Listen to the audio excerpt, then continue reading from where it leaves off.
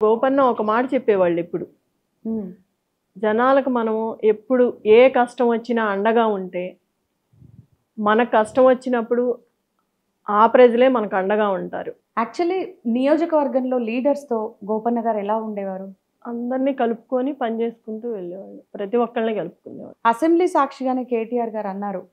గోపీనాథ్ గారి గురించి మాట్లాడిన సందర్భంలో ఊపర్ షేర్వానీ అందర్ పరేషాని అని చెప్పేసి. అంటే అలాంటి మాట వాడారని ఇలాంటి ఇంట్లో ఉంటున్నారా? ఇంటికెళ్ళి కూడా చూసామని చెప్పేసి కూడా అన్నారు ఆయన. సో మీరు చెప్పండి ఎలాంటి సమస్యలు ఉండేవి ఆయనకు అసలు?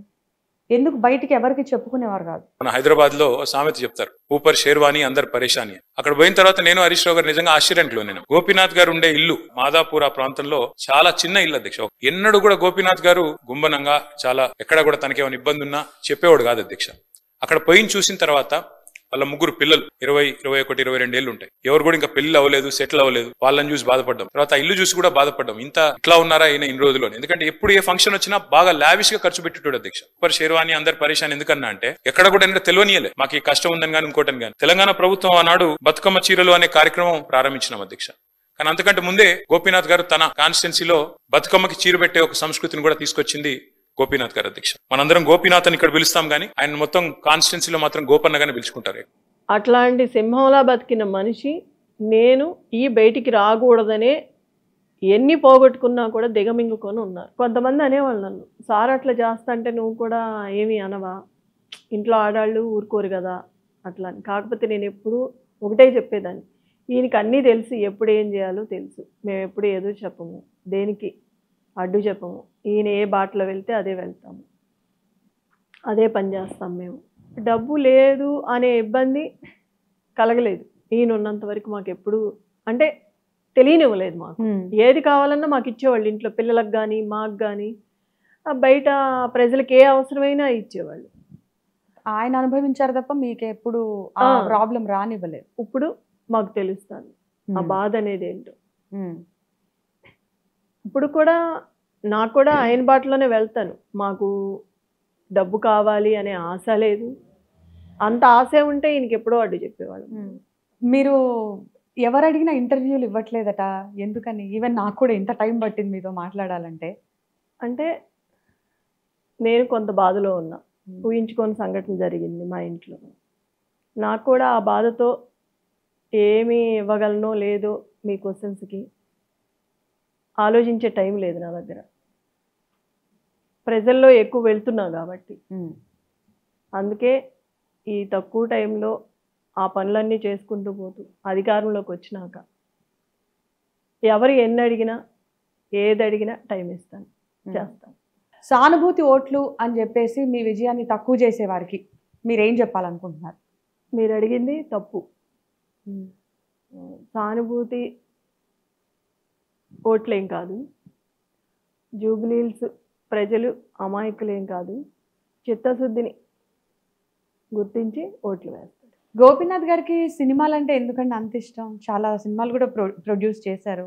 అండ్ సినీ రంగానికి కూడా ఆయన చేసిన సేవలు ఏంటి, మీకు ఐడియా ఉందా వాటి గురించి? సూపర్ స్టార్ కృష్ణ గారు ఫేవరెట్. కృష్ణ గారి గురించే మూవీ తీశారు రవణ. దాంట్లో కృష్ణ గారు ఉంటారు, రాజశేఖర్ గారు. అంత అభిమానంతో చేశారు ఆ సినిమా. చెప్పేవాళ్ళు ప్రొడ్యూసర్లు అంటే కామన్ గా డబ్బు సంపాదించాలని అనుకుంటారు. లేదు, మాకు ప్రతి మూవీ లాస్. కానీ ఈయన ఓన్తోనే చేశారు. ఇక మీ పిల్లల విషయానికి వచ్చేసరికి పిల్లల ఫ్యూచర్ గురించి కానీ ఇలా మీరు మాట్లాడుకున్న సందర్భాలు ఉండే ఉంటాయి కదా. సో ఏం డిస్కస్ చేసుకునేవారు? అక్షర అంటే బాగా ఇష్టం, ముగ్గురు అంటే బాగా ఇష్టం. కానీ ఒక సందర్భంలో అక్షర పుట్టిన తర్వాత ఒక సెంటిమెంట్ ఉంది, కలిసి వచ్చిందని. సడన్గా ఈ లోపు ఇట్లా అయింది. తను కూడా ఒక 2 వీక్స్ అసలు మాట్లాడలేదు, తినలేదు, తాగలేదు. ఏంటనేది కూడా మనకు తెలియదు. అట్లా అయిపోయాడు. మాకు కూడా భయం వేసింది. యాక్టర్ని చేద్దాం అనుకున్నట్టున్నారు మీ అబ్బాయిని కూడా? అవును, చాలా. ఫస్ట్ హీరోగా నేనే ఇంట్రడ్యూస్ చేయాలి, నేనే మూవీ తీయాలి అని బాగా కోరికగా ఉండేది. పాపకు కూడా ఈ ఇయర్ పెళ్లి చేయాలనుకున్నారు. చిన్న పాపకి ఇంకా టైం ఉందని 3rd ఇయర్ చేస్తుంది LLB. తన్ని తీసుకురావాలనుకున్నారు ఈయన తర్వాత ఆ పాపని రాజకీయాల్లోకి. సో ఒకసారి మీ పిల్లలతో కూడా మాట్లాడదాం. Hi Akshara, Vatsalya and Dishira. So ముందుగా అమ్మగారి గురించి అడిగే కన్నా ముందు మీ నాన్నగారి గురించి మాట్లాడదాం.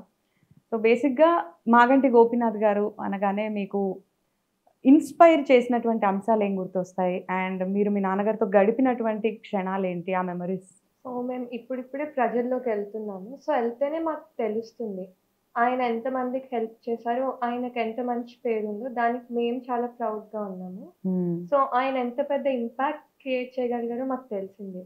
అంటే కైండ్గా, డిసిప్లిన్గా ఉంది, హార్డ్ వర్క్ మెయింటైన్ చేస్తా.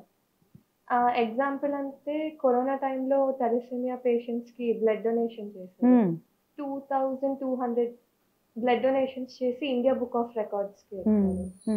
అది కాకుండా లాస్ట్ ఇయర్ ఆయన బర్త్డే మమ్మల్ని స్టేట్ హోమ్కి తీసుకెళ్ళి సెలబ్రేట్ చేశారు.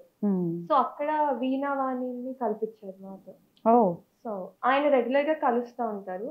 అక్కడ ఉన్న కిడ్స్ని అండ్ డిజేబుల్డ్ కిడ్స్ని చూపించి మాకు చెప్పారు, మీరు ఎప్పుడైనా హెల్ప్ చేయాలనుకుంటే ఇలాంటి కిడ్స్కి హెల్ప్ చేయాలి, వీళ్ళకి పెట్టాలి, మీరు ఏమైనా పెట్టాలనుకుంటున్నారు. సో వాత్సల్య, మీరు ఒక మంచి ఆర్టిస్ట్ అవుదాం అనుకున్నారు అండ్ మీ ఫాదర్ డ్రీమ్ కూడా కదా. మీ కోర్స్, యాక్టింగ్ కోర్స్ ఎంతవరకు వచ్చింది? ఇంకా అది మధ్యలో ఉంది. యాక్చువల్లీ మా ఫాదర్ మూవీస్ అంటే చాలా ఇష్టం. యాజ్ ప్రొడ్యూసర్గా తను చాలా మంది స్టార్స్ని లాంచ్ చేశారు. సో ఆ ఫీల్డ్కి నేను కూడా వెళ్దాం అనుకుంటున్నాను. మా ఫాదర్ అది డ్రీమ్. ఓకే. అండ్ మీకు మీ ఫాదర్తో ఉన్న ఆ బాండింగ్ గుర్తొస్తే ఏ మెమరీస్ గుర్తొస్తాయి? మేము ఈవినింగ్ అయితే ఫ్రీ టైంలో క్రికెట్ ఆడేవాళ్ళం. సో అది one of the best memories. ఇంకా తన పొలిటికల్ లైఫ్ చూసి ఇంకా ఇన్స్పైర్ అయ్యారు. అంటే ఏ స్టేజ్ నుంచి ఏ స్టేజ్కి వెళ్ళారు, బ్యాక్గ్రౌండ్ సపోర్ట్ లేకుండా. సో దిశిర, మీరు బాగా ప్యాంపర్ కిడ్డా మీ ఫాదర్ దగ్గర? ఎట్లా ఉంటుండే? అంటే ఎక్కువ జోక్స్ వేసేవాళ్ళు. నైట్ టైం అయితే కూర్చొని మొత్తం మాట్లాడేవాళ్ళు, ఏమైంది. సో ఇప్పుడు మీరు బయటికి కూడా వెళ్తున్నారు కదా, అంటే ప్రజల్లోకి వెళ్తున్నారు, అన్నీ చూస్తున్నారు, కాన్స్టిట్యున్సీలో సమస్యలు అవన్నీ. సో మిమ్మల్ని ఎలా రిసీవ్ చేసుకుంటున్నారు జనాలు? అంటే వాళ్ళ డాటర్ అనగానే దగ్గరికి తీసుకుంటున్నారు, ఏమేం చేశారో అన్నీ చెప్తున్నారు, ఇంకా గిఫ్ట్స్ అన్ని ఇచ్చి చూపిస్తున్నారు తీసుకెళ్ళి. సో మీకు ఎట్లాంటి ఎక్స్పీరియన్స్ ఉంది అక్షర, అంటే ఇలా జనాల్లో తిరగడం ఇవన్నీ కూడా? How do you feel? It's first time. So